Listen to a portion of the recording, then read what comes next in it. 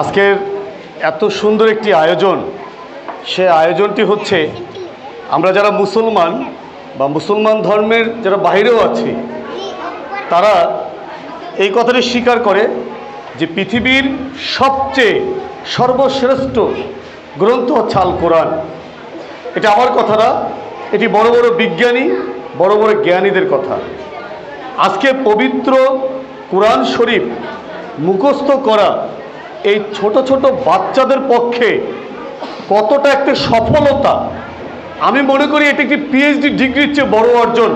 পবিত্র কোরআন তেলাওয়াত, পবিত্র কোরআন মুখস্থ করা, যে কাজটি আমার সন্তানেরা করছে এবং যাদের মাধ্যমে আজকে ছোট্ট ছোট্ট সোনামণিরা আজকে কি শুদ্ধভাবে কোরআন তেলাওয়াত করছে, যা শুনে আমি অবাক হয়ে যাই।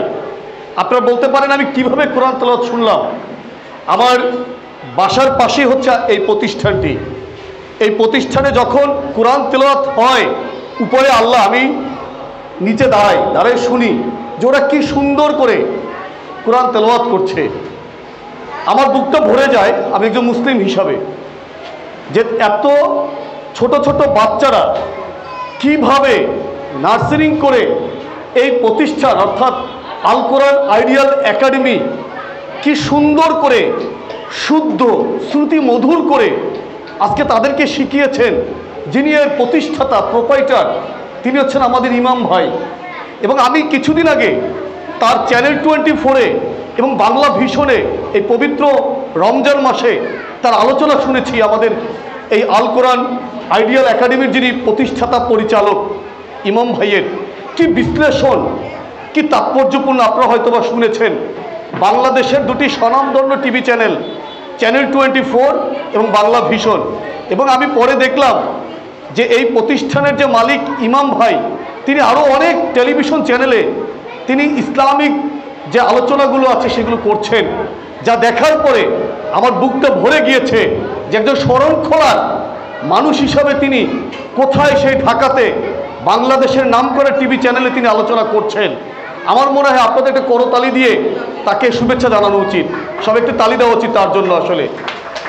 এবং আমি আল কোরআন আইডিয়াল একাডেমির পরিচালক সহ যে সকল শিক্ষক আছেন তাদেরকে আমার পক্ষ থেকে উপরে আল্লাহ তাআলার কাছে দোয়া করব যেন তারা যেন সুস্থ থেকে আমাদের সন্তানদের কোরআনের শিক্ষায় একজন ভালো মানুষ হিসাবে প্রতিষ্ঠিত করতে পারেন। আর আজকে মঞ্চে উপস্থিত আছেন আমাদের সম্মানিত অতিথি, বিশেষ করে আপনাদের অত্যন্ত পরিচিত পরোপকারী মানুষ, নূর লাইব্রেরির প্রতিষ্ঠাতা প্রোপাইটার আমাদের রিয়াজ ভাই, যিনি এনসিপির শরণখোলা উপজেলার দায়িত্বে রয়েছেন।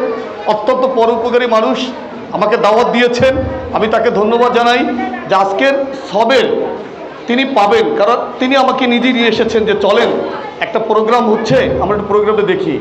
যাই হোক, আমার মনে হয় কথা বেশি হয়ে যাচ্ছে, তারপরেও আমাদের সোনামণি অভিভাবক তাদের সুস্বাস্থ্য কামনা করে আল কোরআন আইডিয়াল একাডেমির মঙ্গল কামনা করে বিদায় নিচ্ছি আমি আমার বক্তব্য থেকে। ভালো থাকবেন, সুস্থ থাকবেন।